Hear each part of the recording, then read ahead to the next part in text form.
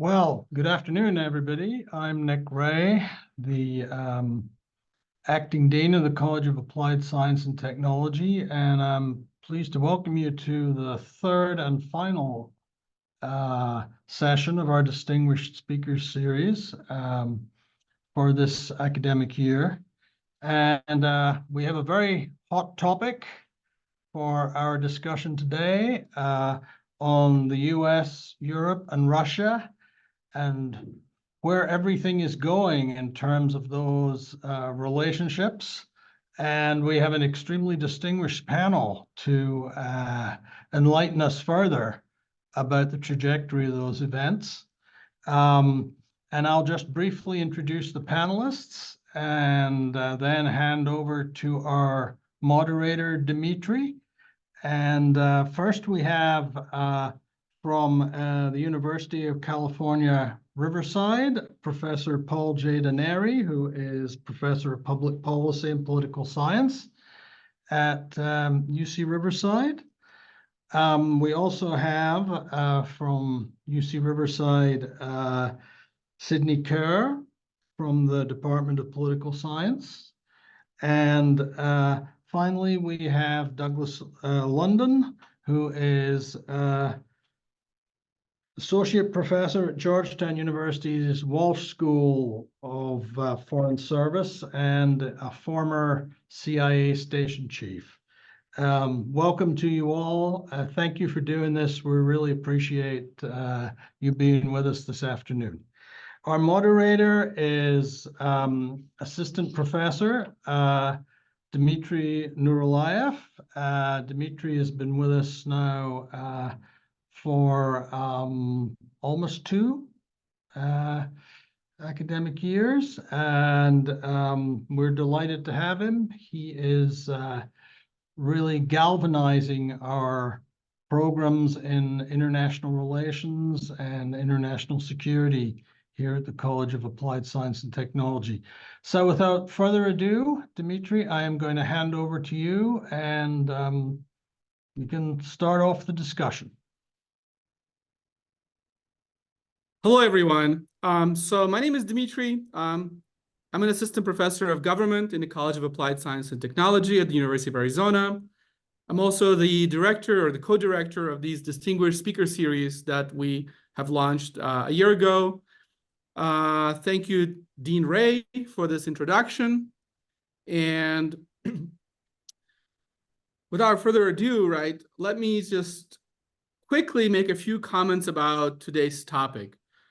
Today's topic is not just what is driving Russia's foreign policy behavior, and I don't think we can really avoid discussing Russia-Ukraine war in this topic, but I'm also interested in discussing today what is the future trajectory of US-Russia relationship moving forward, or the US/West relationship with Russia moving forward. What are the potential trajectories that we might encounter in that relationship?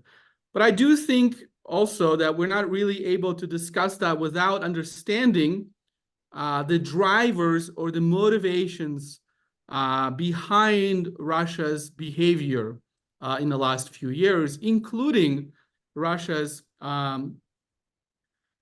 war on Ukraine that was initiated in the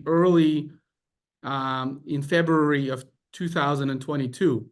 So without further ado, let me just start with Sydney, perhaps, and then Professor Daneri, followed by Mr. London. Can you give us your perspective as to what are the driving mechanisms or the driving forces behind Russia's foreign policy in the last few years? Hi, everyone. Thank you, Dimitri, for the introduction. Today, I plan on reflecting these questions about the Russia-Ukraine war through the lens of how scholars have been thinking about the conflict, as Professor Daneri and I recently completed a project on this topic where we note the level of analysis that scholars choose to prioritize in their arguments, whether this be specific individuals that are to blame, In the current scholarship, Putin seems to be the only individual being blamed for the war. Singular states such as the United States or Russia, with John Mearsheimer notably blaming the actions of the United States, while most other scholars writing at this state level point to Russia and Russia's domestic politics. And finally, some scholars also claim this war is due to the presence of the security dilemma in the international system. I used Waltz's classic framework, not only for understanding the causes of this war, but also when considering the likely avenues for the war's end, which I know that we hope to do during this discussion today. Though any proper explanation for the war and the potential resolutions will incorporate, multiple levels of analysis, individual state and system, I would like to draw our attention to this state level during the discussion, specifically on the impacts of the public support among Ukrainians for continuing this war with Russia. So scholarship on public support for war often focuses on Western democracies, particularly that of the United States, and therefore on wars fought abroad rather than at home. Overwhelmingly, these scholars seem to insist that casualties are going to negatively impact support for war in this context. So as casualties begin to rise, support for war among the American public decreases. This has been shown notably in the cases of Vietnam and Iraq. In the beginning of this ongoing war between Russia and Ukraine, support for Ukraine was notably high on the world scene, but especially within Ukraine. And as casualties consistently rise in Ukraine and the tides of war begin to shift out of Ukraine's favor, how is this going to negatively impact public support for war among Ukrainians? While previous research may suggest so, I suggest building on arguments by scholars such as Gelpi, Fever, and Reifler in 2006, that the public's reaction to casualties is also mitigated by the public's confidence in winning the war. In other words, when confidence for winning is high, support for war can still remain even in the face of these rising casualties. So here I suggest that this could be actually a further motivating factor for increasing support for the war. There have been reports in July and August of 2023 that demonstrate that a majority of Ukrainians support fighting until victory, and that this seems to vary more due to the region that you're looking at in Ukraine, rather than changes due to over time or different progress throughout the war. So here we have over 72% of those in regions such as Kyiv, among others in the northern and western regions, supporting to continue fighting until victory for Ukraine, while about 52% of those in regions in the eastern regions such as Kharkiv support fighting until victory. So since support for war among Ukrainians seems to be a ripe case for testing new hypotheses on the relationship between casualties and support for war, this is a project I actually recently started on and I plan to pursue this year. So I'm very eager to hear my fellow presenters and the audience's ideas on the role of public opinion and support for war, not only among Ukrainians, but in Russia, and how this public opinion has changed throughout the war, as well as across Europe and within the United States as well, and how this might impact the war, especially as we think about the conflict's potential outcomes. Again, thank you guys for hosting this event, and I look forward to a thoughtful discussion. Yeah, and by the way, before I move on to Paul Denary, Professor Paul Denary, I just wanted to quickly tell our audience members, of which we have like over 60 individuals at this point, if you have any questions, you're more than welcome to write those questions in the Q&A section. And I will do my best to get to at least a few of them at the very end of our conversation. We're slated for 1 hour, and I'm planning on using the last 10 to 15 minutes to take some audience questions. But Professor Denary? Thank you. Thanks, Dean Ray, for the introduction, and thanks, Professor Nurullayev, for inviting me. It's great to be on this panel. Sydney, as she's given you a glimpse of the really, really interesting research that she's doing, and rather than jump all over that topic, which is ripe for more discussion, I'm going to talk about some other things that come out of the research that I've been doing. As far as the causes of the war, I just have to do a quick plug. I wrote a whole book about it, and I'm not going to read the whole thing to you because you just said we have an hour. But let me just focus on a couple of things. One is how Russia's justifications for the war have changed since the war began and what that means, right? Originally, and if we even go back to the pre-war period, Putin famously arguing Ukrainians and Russians are the same people. We're basically friends, we're brothers. This is the kind of language we've had historically. And so this was a war that was not against Ukraine or Ukrainians, but it was just against the Ukrainian government, which was held to be not representative and so on, this whole denazification thing, which was always a myth, but the target was simply the Ukrainian government in the outset of the war. It was kind of a decapitation war at the beginning. This shifted to being a war not only against the Ukrainian government, but against Ukraine and Ukrainians.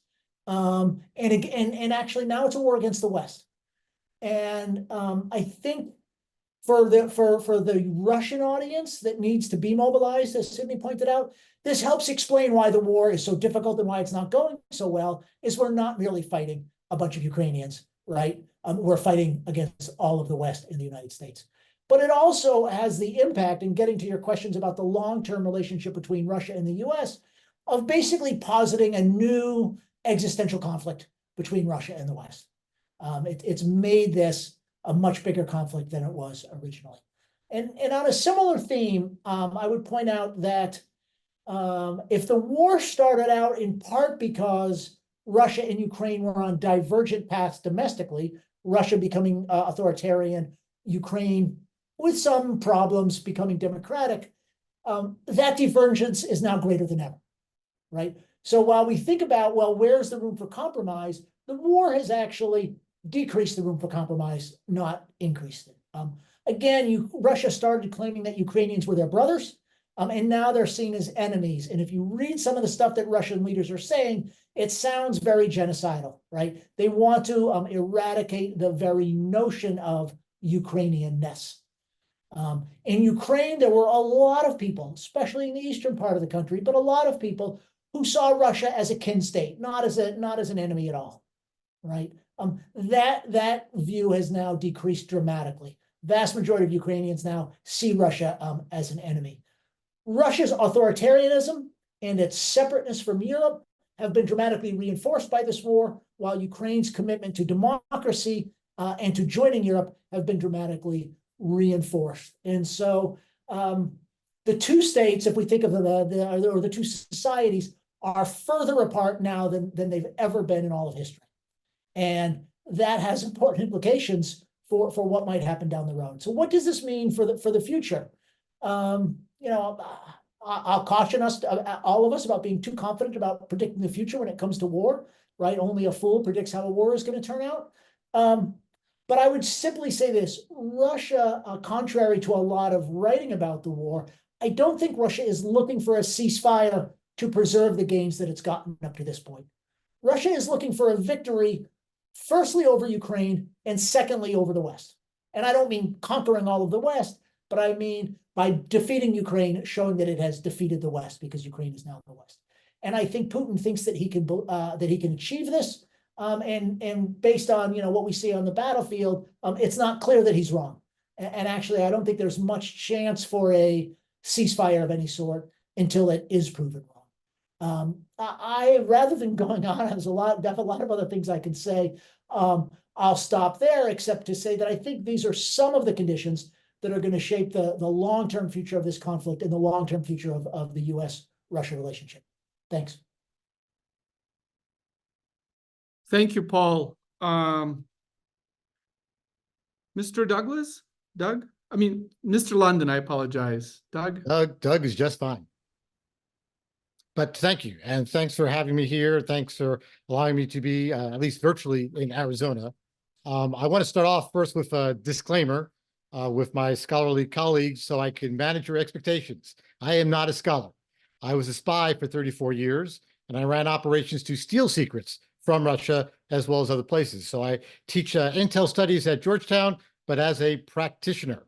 And I could get into all that, but I won't. But I will take Paul's thunder and plug my book as well if you want to know about the life of spying and such. The Recruiter, Spying the Lost Art of American Intelligence, makes a great graduation gift for those of you who are looking for something as May approaches us. So I found the topic very interesting in the sense for it makes an assumption, right? The topic about stabilizing relations with Russia sort of suggests that we want to get back to a point which was okay, right? Some sort of stability. At least that's what, you read into it. I would argue that Russia, and by Russia, I mean Putin, and those with whom he rules, which is largely the FSB and former KGB officers like himself, has no interest in positive relationships with the United States and its Western partners, and is really determined to maintain an atmosphere of confrontation, and largely because that's what Putin needs for his narrative to reign as he does in an authoritarian manner that does not allow for freedom of expression or speech and such like that, that allows him to rule as a dictator because he needs an enemy. And I believe from Putin's perspective, he really believes he has one. This is a man who grew up as a Cold War era KGB operative. And their whole conditioning was, you folks are the elite. We are the protectors of the party, right? The sword and shield of the party, if you would. And we can't trust anybody else. And the West is out to get us. And how that was compounded as he watched in Dresden as communism collapsed, all about him. And he was wondering, what does this mean for me? I gave my life and my soul to this pursuit, to this ideology, and to this privilege, which I received as being in the KGB, all falling apart. So I think it's interesting as people talk about, what will get him to stop or ceasefires and such. When Putin moved on Ukraine in 2022, there was no particular threat. There was no pressure on him. In fact, he was operating from a place of comfort, a place of confidence where he felt strong. It's been my observation, having dealt with Russian officials and then their Soviet predecessors, that they tend to be most dangerous when they're operating from a position of strength and comfort, which is what I believe enabled Putin to make the fateful decision to go in and try to decapitate the government Kyiv, because he thought he could, and he also didn't expect any real harsh response from the United States and the West. So much for his intelligence service. But again, talk about, speaking truth to power. Who wants to get into a room with Putin and say, things are probably not going to go all that well?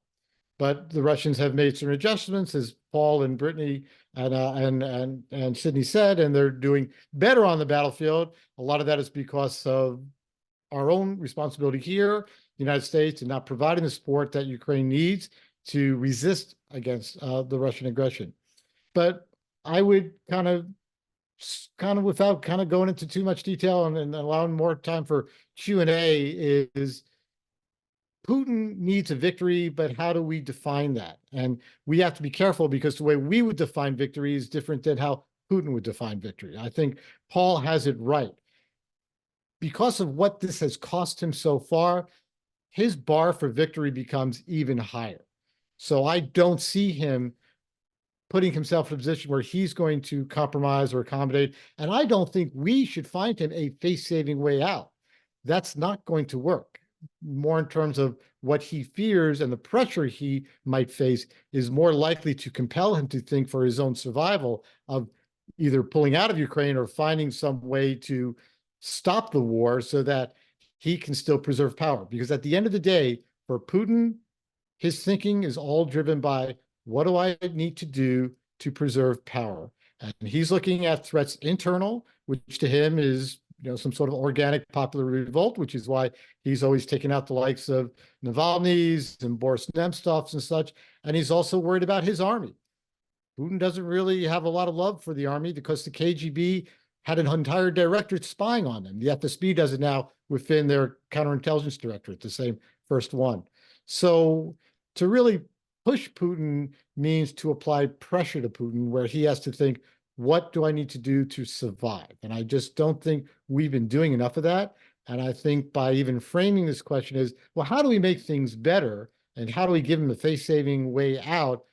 Only will encourage him and only will lead to more malign behavior and Russian aggression. Thank you, Doug. Let me piggyback on all of your responses. And I'm going to ask two questions that are mutually contradictory and exclusive, but my goal, right, isn't to really advance this particular point. I'm going to ask one question that kind of is in line with what you guys just said, and the second one from a realist perspective. So from this sort of George Kenyanian perspective, in 1945, Deputy Ambassador in Moscow writes this cable back to Washington, D.C., arguing that the Soviets need the enemy to justify their internal regime, and is this need for conflict itself is the end goal. And therefore, we're not able to really resolve this in a way that we think of what resolution would look like. And George Kennan at that time, right, proposed the strategy of containment, which pushed for containment of the Soviet Union, but also at the same time pushing for strategic priorities of the United States, with the understanding that this regime is not stable and might eventually collapse on its own. We just need to not allow it to grow. We don't need to go in there and actively dismantle it. Neither do we need to find a resolution or get them to see things our way, right? They need this conflict. Let's allow them to have this perception of conflict if that's what they wish. If that's the case, can the United States find a way to strategically, thoughtfully, and cleverly sort of take advantage of this situation, right? If the Russians are not after a true military victory or geopolitical victory, but more if they're after this Putin save face victory, how can we take advantage of that? That's question number one. The other question really is it takes a different approach. The realists, like the Mearsheimer, have argued, unconvincingly to most, but somewhat convincingly to me, to be honest, that Russia sees NATO expansion and sees NATO's discussion of absorbing new states as an existential threat. And had the United States been put in that same position, we wouldn't have stood for it, right? That the US would have perhaps acted in a very similar fashion. Indeed, we did, right? With the most notorious example being the Cuban Missile Crisis. And if that is indeed the case, and you may not agree with that, right? Then what? How can we possibly end the war in a way that would allow Russia to feel, I guess, not threatened by NATO? Yeah, I think I'll end my question there and let you guys tackle those two. And I'm fully aware that those are quite mutually exclusive perspectives.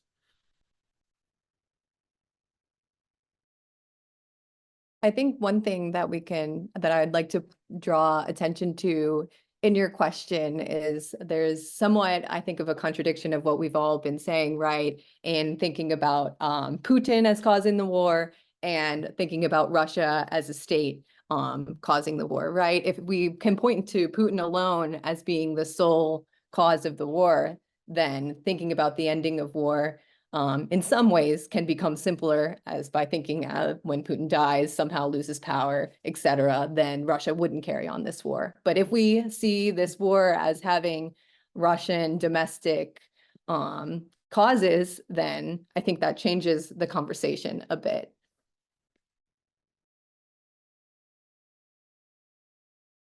Yeah, I guess.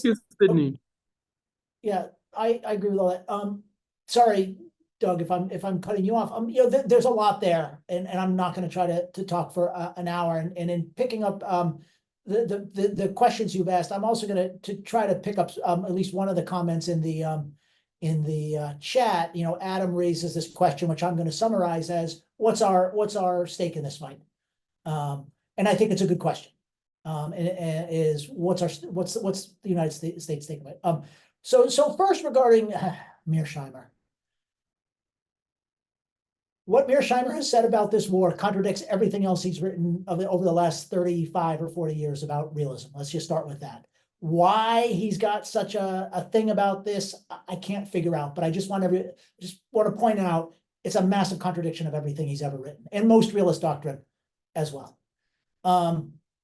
Fair enough. He's welcome to his opinions. The United States in the end has not yet overrun Cuba, by the way, right? The United States actually in Cuba, after trying to mess around, said, you know what? We don't need to fight this fight. All right. And I think that's what most of us thought that Russia was going to do vis-a-vis Ukraine. So there is something very different going on here. But the question of, was this about NATO expansion? I don't think there's much evidence of that. I can, again, briefly try to say the kinds of claims that Russia was making on Ukraine existed not only before NATO expansion, right, but before NATO's existence. They go back hundreds of years. And so it's just the order is all wrong. But even in the early 1990s, before anybody was seriously talking about NATO expansion, Boris Yeltsin, Alexander Solzhenitsyn, as one of the other comments in the chat points out, and a whole lot of other Russians were saying, we've got to get Ukraine back. So but Mearsheimer can say this stuff because he doesn't know anything about Russia and Ukraine. Right? What is at stake? Because I think Adams asked a question that too many of us assume that the answer is obvious. What is the United States stake in this? And I'll give you two completely different answers. One is a sort of a moral ethical argument. We put immense pressure on Ukraine back in the 1990s to get rid of its nuclear weapons. Basically, pretty serious economic coercion. Together, US and Russia together against Ukraine to get rid of its nuclear weapons. And said, made these very vague promises, we'll protect your security. Russia said the same thing about it. Well, okay, so the Ukrainians did that because it made the Americans and Russians feel more secure. And as Mearsheimer would predict, right, this is what happened. So we owe them something in that respect. There's also the question of genocide, right? We've already seen what happened in the occupied territories. What's going to happen in the much larger part of Ukraine when the Russians take over? Do we have any kind of obligation after World War II, never again? Do we have any obligation to actually do that? You can argue about that. But there's a self-interested explanation as well, which is what we're being asked to spend now to help Ukraine defend itself against Russia, you could argue actually is quite a bargain compared to what we could potentially be in for down the road as this conflict goes further west. Now, that requires understandings about Russia's motivations. Maybe if Russia gets Ukraine, Russia is so happy, it just never thinks about challenging anybody again. I think that's terrifically naive. And again, I would cite 35 years of John Mearsheimer's research to show that that's naive. So that's the question, right? Do you sort of spend a little bit money now containing them, as Kenan pointed to, or do you hope that this will satisfy Russia and they'll be our friends again after that? I'm sorry, I spoke a bit long, but hopefully touched on a bunch of things. No, I think that's an excellent point. And before I can I jump in here, Dimitri, if I could, because I just think we're on a roll, with Sydney and Paul, and it's going to sound like Paul and I maybe pre-coordinated, but I think Paul hits a lot of really important points. When Putin looks at Ukraine, he looks at it in the same way he looks at all the former Soviet republics. So to illustrate, right, the Russians have three principal intel services. They have, we put the GRU aside, the military intel service. They've got an internal service, which is the FSB, the Federal Security Service. They've got an external service, which is supposed to be CIA's counterpart, right? The Foreign Intelligence Service, the SVR. Traditionally, it is your foreign intelligence service you have in foreign countries. They collect against foreign countries. They conduct liaison with partners because there's international cooperation, even between countries that don't really like one another. The FSB's fifth service or fifth center is the preeminent intelligence service in all former Soviet republics, including NATO countries like Estonia, Latvia, and Lithuania. That in itself was a creation of Vladimir Putin when he took over the FSB. That tells you something very tangibly, how, as Paul was pointing out, he looks at Ukraine just like he looks at Central Asia, like he looks at our NATO allies. And, you know, did he feel threatened by NATO? Right. So he attacks Ukraine, and now he has two more potent NATO allies, a more cohesive NATO spending more money, and he has had to strip all of his troops from the borders to fight in Ukraine. If he was so worried about NATO, he couldn't afford the war in Ukraine because he'd have to man those outposts because God knows NATO is coming. He knows they're not coming. So that has little to nothing to do with it. Again, I'm very much aligned with what Mr. Kennan said way back when, because it applies very much today. It's not going to be a carrot that's going to lull or secure Putin's cooperation. And it's not just Putin. It's a small circle, but Putin's running this place with Nikolai Patrushev, who succeeded him at FSB, Alexander Bortnikov, the current director of the FSB, the two Ivanovs, Igor and Victor, who were former KGB officers who variously have ministries and such, Igor Seshkin, who was his chief of staff, and in turn, all of their kids. All of their kids are now ministers or running the oil concerns. It is a very nice criminal syndicate. So if Putin goes, I don't think the rest of these guys are going to go, you know what, he was a jerk. Let's just be progressive. No, they're going to perpetuate the same requirements and needs that they have in order to preserve their power. So my, experience with Russian and Soviet intel, which is essentially what you're dealing with, because that's what's running the Russian state, is they understand pressure, they understand red lines, and they understand consequences. But we have historically, we have over the last few administrations been trying to reset, improve, normalize. That only works if you have a partner who wants to do the same. Putin and his cabal have to have confrontation. They have to have conflict, and they believe anything they could do to hurt the United States helps their security, which is why, as Paul was suggesting, it's a bargain what we get in supporting Ukraine, because they are, to quote Putin, out to get us. And the more we are able to weaken them and show Putin and his cabal the consequences of aggression, the more likely they will reevaluate their calculus on malign behavior. So I'll pause there. Oh, yeah. Thank you so much, everyone, for your insightful points. I do want to add to what Paul and Doug said about the cost of the war to the United States, right? In response to one of the questions posited by one of our audience members. Yeah, it is a bargain because all power is relative. In other words, if I have 10 tanks, am I stronger than my neighbor? It depends, well, how many tanks my neighbor has, right? If my neighbor has 1, then I'm 10 times stronger. But if my neighbor has 100, I'm 10 times weaker. And so while we are spending certain resources and helping Ukraine, the war is costing Russia more, significantly more, and we are relatively becoming stronger, not weaker militarily. It's certainly not that big of a percentage of our military budget, but as a result of this spending, we're probably gaining relatively to Russia in power. So I would agree with the panelists that it's probably a bargain for the United States.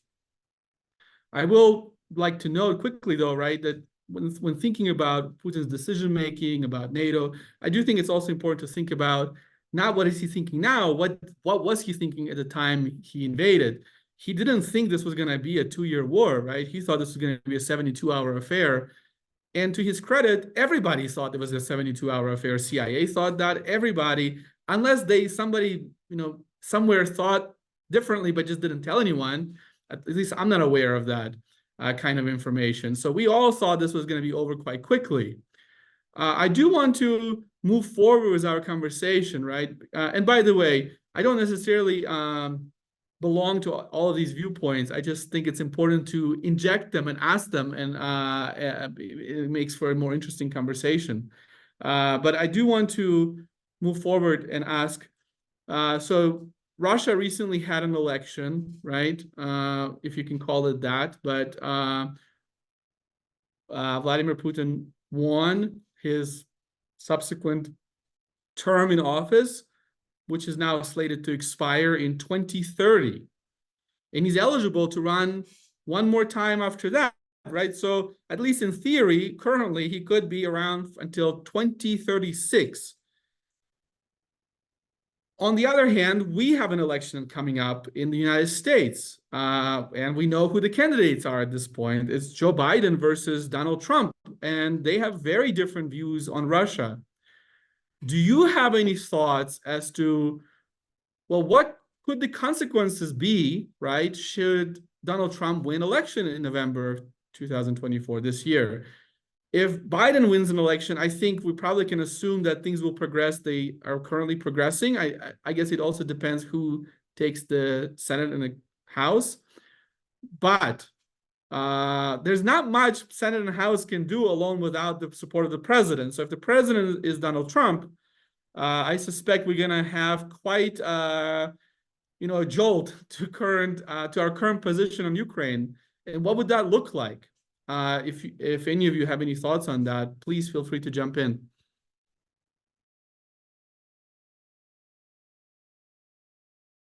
Okay, by default, then maybe I'll jump inside the biggest mouth. So my expectation would be that despite the fact that there's a law that was passed bipartisan in Congress about NATO and pulling out of NATO, that in all practicality, Trump in the next term could end NATO, at least United States inclusion in NATO, simply by pulling our troops out. So it doesn't require him to break the treaty. He just, he can vote with his feet and basically pull forces out and remove ourselves from the front lines and the integrated defense. I think that is a real possibility. I think Putin would get exactly what he has been looking for without a drop of blood being spent, in terms of being able to expand Russian power, project power and influence across, because there would be no safeguard really. And you're talking about a president who had no interest in reading any intelligence while I served in his administration on Russia, on anything negative about Russia. He simply didn't believe it, didn't want to hear it. And it was, it was very difficult to keep, in fact, from self-censoring ourselves, because our job is to inform decision-making and speak truth to power and tell it like it is. And it did not go over particularly well. So I think it would be very dangerous for the United States' own security interests, and certainly for our partners. And they're certainly acting in that direction. And just the fact that they're going to also have to be thinking, well, how much can we count on the United States? Should we even share intelligence with them? What if, the new president leaks it or declassifies it, which is what he was trying to do? There's, you look in the press, that famous missing folder of all the intelligence that supported the intelligence community's assessment on Russian meddling in the 2016 elections. Gina Haspel, my former director, and the Attorney General Barr, one of the more positive things he did, resisted and did what they could. But there's a whole dossier of missing documents that he was trying to have reviewed and declassified. I spent my career getting people to put their lives in my hands and that of the CIA to provide secrets. And when it came to Russians, they were doing it because it was a cause. For the Russians that I interacted with and my service has, they were generally not a mercenary crowd. They were fighting what they saw as, the evils of communism, and then Putin, which followed. How many of them are going to be willing to put their lives in our hands if the next US president is one that's openly friendly with Putin and is trying to declassify and expose the intelligence from our most sensitive sources? So I think we'd be heading into dangerous times. Maybe I'll just add, agreeing with all of that, two maybe slightly different perspectives. One is, right now at least, the limit on U.S. aid to Ukraine is in the House of Representatives, not in the White House. I think for there to be a real serious aid to Ukraine, you need the both branches on the same sheet of music. But we've even seen in the last week, Speaker Johnson bringing back up the idea of an aid package to Ukraine, and I think that shows a couple of things. One is the Republican Party is collectively still figuring out exactly where it is on this, and I think people in the Republican Party, even people like Speaker Johnson, who are pretty devoted to what you might call the Trump wing of the party, see a potential, let's just say, disaster if on their watch, or if they become responsible for the complete and utter rout of the Ukrainian forces. And I wonder, I wouldn't predict this, but I wonder whether a President Trump might think differently about some of these issues when he's in power and responsible for them, as opposed to running as a candidate for president. I always point out the example of Barack Obama, who said he was going to close the prison at Guantanamo Bay. And I think he was absolutely sincere about that. But he became president and he found out that it was just much harder to do. The alternatives that he hoped would be there simply weren't there. Does a President Trump in a next term, does he want to have on his record the mass murder of thousands, if not millions, of Ukrainian people? Does he want to have on his record being the guy who's responsible for a Russian victory? I'm not 100% sure of that. And so I will be curious to see of how much actually changes in a Trump administration. I have to say, I agree. I agree with Doug that one of the reasons why I've said from the beginning we shouldn't think that there's going to be a ceasefire anytime soon is the Russians would be fools, right, if they didn't at least wait to see what happens after November of 2024 and January 2025, which is they may get everything they want handed to them on a plate, and until it's proven otherwise, of course, they should keep fighting. It's not 100% clear to me that even in the case of Trump getting elected, they will get everything handed to them on a plate, though it surely does look that way.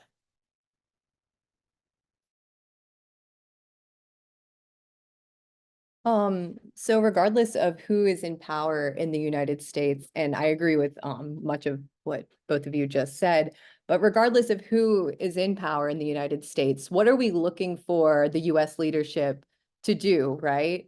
We've established that NATO expansion is not necessarily the cause of the war, but could NATO expansion help solve this credible commitment problem that may arise at the end of the war?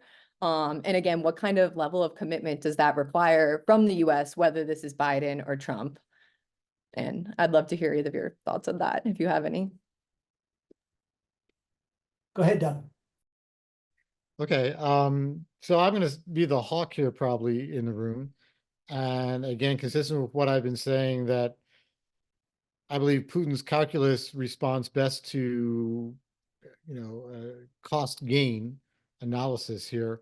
And I would see a better ramp up of US support, providing Ukraine weapons that could reach all of its occupied territories, that could inflict heavier damage on the Russians within occupied territory, would be the way to go, as opposed to this kind of piecemeal dickering kind of thing where Putin believes, okay, my strategy must be working.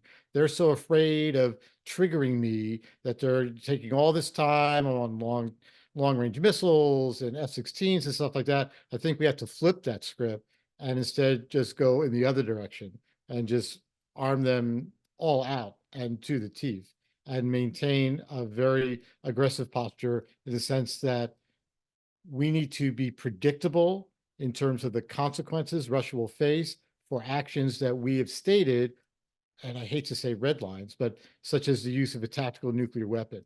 There can be no doubt for Russia what we're going to do, and it should be severe. I'm not saying nuclear retaliation, quite the opposite. My expectation of US policy has always been that they would meet a tactical nuclear detonation with an overwhelming conventional response. Whether that conventional response is specifically targeting Russian forces outside of Russia, such as in Ukraine or elsewhere, who's to say? But those are things that Putin needs to be able to believe are the cost, that they are real and that they are predictable, and they could undermine his hold and certainly undermine his caricature of himself as strong man, I'm in charge, nothing threatens me. There's no popular revolt here that's going to get the cavalry from the West coming to rescue them, which is one of the reasons he keeps kidnapping Americans and arresting journalists and ballerinas, for God's sake, right? Because, yeah, she's quite a threat to Russian security. He's doing it because he can, because in his calculus, it allows him to show his own people how strong he is that he could thumb his nose. When there's a cost, though, you find Putin is much more calculated. In the first few months after the February 22 attack, he was, they were rattling the sabers, but they weren't backing that up with action. He was being very cautious and not provoking the United States. They weren't even moving around tactical nukes or WMD of any sort or chemical weapons, and he was being quite cautious. So again, I think a much more put your foot on the pedal, be predictable, and be consistent is what I believe would adjust his calculus. Yeah, again, agreeing. We should have set up two people on this panel who are going to fight with each other more. But it's a good question, Sydney. The border between Russia and Ukraine is going to be determined on the battlefield, not at the negotiating table. The negotiating table may ratify what's achieved on the battlefield. So if the United States and the West are satisfied with where the border is now, let's just say, maybe a ceasefire sometime in the future that leaves Russia in control of the amount of territory it's currently in control of, then I'd say give Ukraine enough weaponry, right, to defend that border, to defend that territory. If you want to extend it back further to the east and south, give them enough, it's right, and it's a lot more equipment and a lot more support to actually uproot Russian troops and push them back. But it's a fairly, the military stuff gets very complicated, but the basic principle is, and this has actually been true of the western border of Russia without exception for 500 years, which is the border is wherever the Russian army ends up at the end of the most recent war. In that sense, what happened in 1991 was very anomalous. So then there's the question of after the war, which again is raised in the chat. There will be some agreement sometime, and I think it will be quite far in the future when there is some kind of agreement to end this war. And then I think the important thing is to eliminate ambiguity. Doug talked about red lines. I want to talk about gray areas. I think one of the ideas that drove Western policy for many years prior to this war was the idea that, yeah, we know what's NATO's and we know what's Russia's, and Ukraine, maybe Belarus to some extent, Ukraine can be this gray area in between, right? A buffer zone, whatever you wanted to call it. And what we see, unfortunately, is, and we could attribute this to the nature of international politics or to Russian imperialism, which is if there's a gray area, the Russians are going to see how much of it they can gobble up. And the Russians may say, yeah, and NATO's going to see how much of it can gobble up. And I would say I see the point, even if I don't agree with it. And so everybody's much safer if the lines are clear, right? This is the democratic part of Europe. This is the authoritarian part of Europe. This is the Russian part of Europe, right? The non-Russian part of Europe. And so then how do you protect that once you get to some new settlement? And the answer is by making Russia absolutely certain that the cost of attacking Ukraine or anybody else is going to be way, way, way too high. And you do that through some mix of arming Ukraine and providing it a NATO Article 5 guarantee. And I'm open to debate on what's the right mix of those things. But let me jump in and ask the following question, though, right? Ukraine has been adamant that all of its territory belongs to it, and that its borders need to be restored to pre-Crimea annexation lines. I, again, am not a predictor of future, but if I was a betting man, I think I would bet that Russia would go nuclear before it surrendered Crimea to Ukraine. That's my perception of how far Russia would go. And we can have all sorts of consequences, conventional consequences, sure.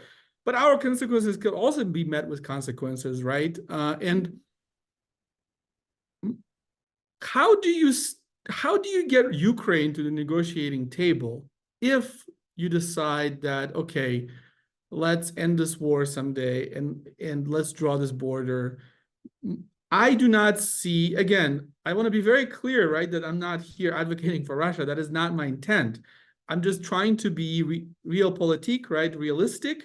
I do not see a path that Ukraine somehow takes Crimea back, re-annexes it, right, retakes it, and then Russia signs some peace deal that gives away Crimea.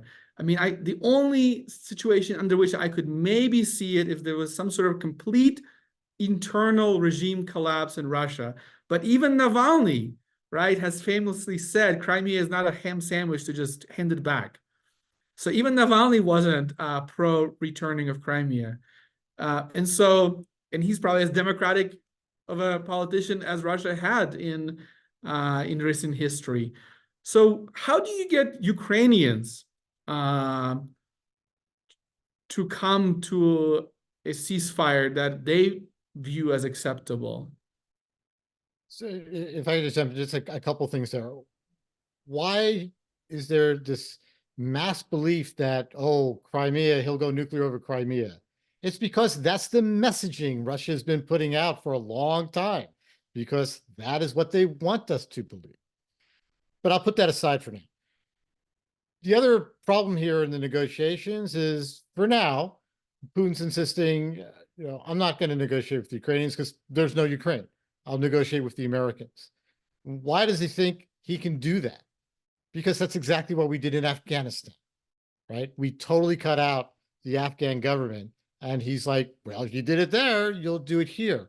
So we've got to start with that as our first problem, that Putin would even allow the Ukrainians to have a seat at the table to negotiate.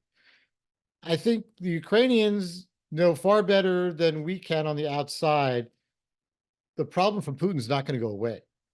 That negotiations, settlements are not going to be settlements. They will all be interim and temporary as Putin sees fit until he feels he's prepared to go further.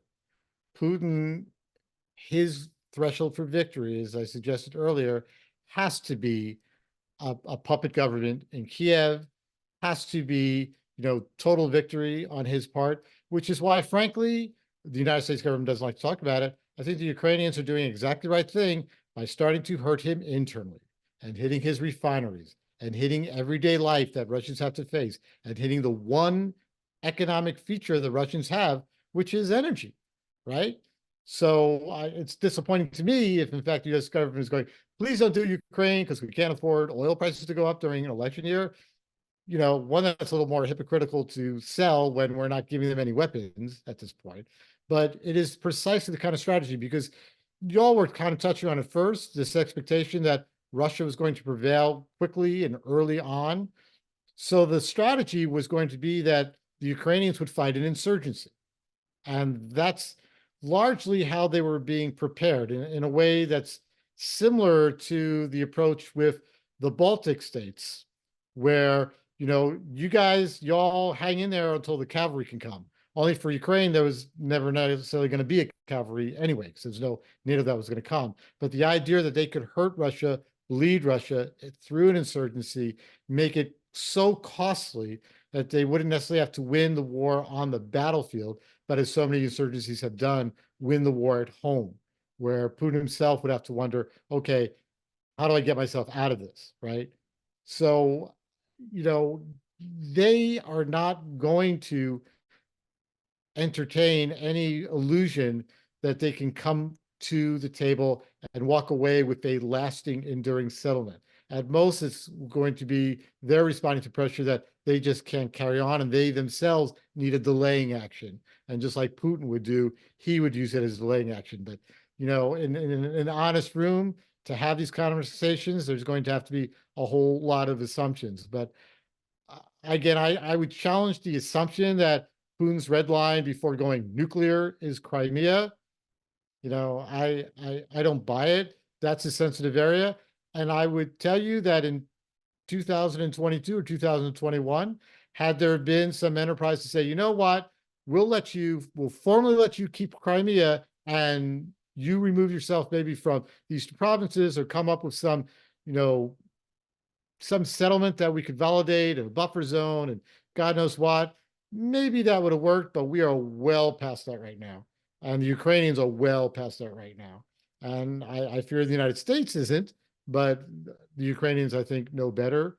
And I do believe they can inflict enough harm on the battlefield, internally within Russia, in the occupied areas, that they can impact Putin's thought process on what's a good time for him to at least pause. It's never going to be stopped, but pause. Paul? Yeah, I think Sydney has thought more systematically than I have about sort of public opinion in war, but let me say some specific things about public opinion in war in Ukraine.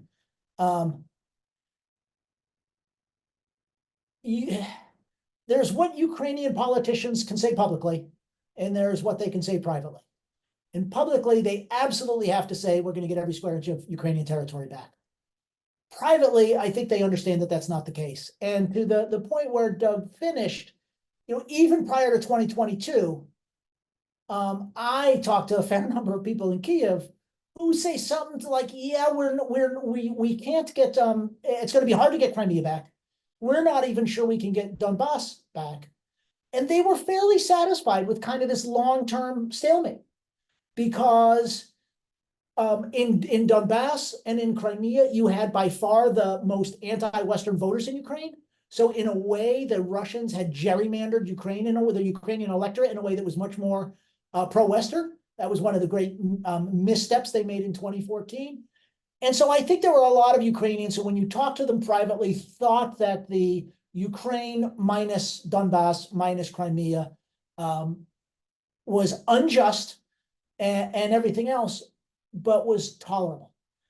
I think the key to any future settlement in which Ukraine cedes territory that it controlled, from 1991 to 2014, will rely on what the United States and the West are willing to put on the table, right?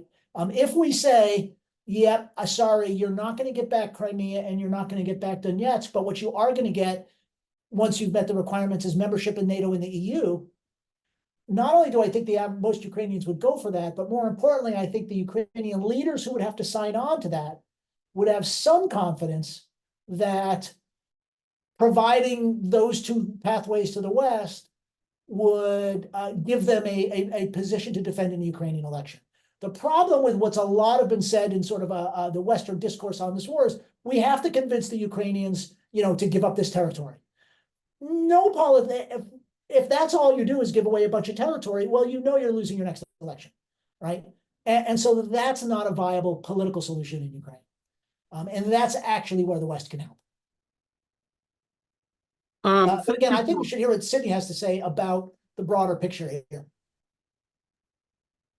Right. I mean, I think I'm still digesting what you both have said, but I think one thing that's kind of sticking out to me is like these parallels between what Ukraine is saying and what Russia is saying. They both are trying to kind of I feel, shift the bargaining range of war by claiming, on Russia that they will both not concede Crimea. And I think that by doing this, you're making it a fact, right? The more you say it, the more it shifts the bargaining range in your favor. But yeah, thank you, everyone. And we're almost out of time. There's a really good question by Professor Betul Shevrovsky from our college. Betul asks, how do we handle this misinformation on Ukraine in the United States? And I think I'm going to attempt to answer that question since we're so short on time. I think we, to some degree, can't, because we are a democracy, right? We allow public diversity of opinion. And in a democracy, it's very difficult to sort of selectively stop any sorts of information. But I think what we can do in a democratic society is do what we're doing through this panel, right? Which is education. Education of the college students, educating ourselves on these topics, and becoming more informed voters, right? I hope I'm not coming off like I'm telling you who to vote for, by the way, in this particular case, but I do think understanding what our votes mean and voting thoughtfully for candidates who have sophisticated views on foreign policy is one way to battle Russian misinformation. And I do think in the United States, we have a long way to go still on educating our society, but that's part of the mission of university community and just mission of doing these distinguished panel speaker series. So before I hand this off to our dean, our acting dean, Dr. Nick Ray, I just want to quickly say thank you so much for coming on, right? If I poked you guys in certain areas, I did that somewhat intentionally just to create some interesting conversation. And I hope in the future we can maybe come back for another conversation on another topic of foreign policy. Nick?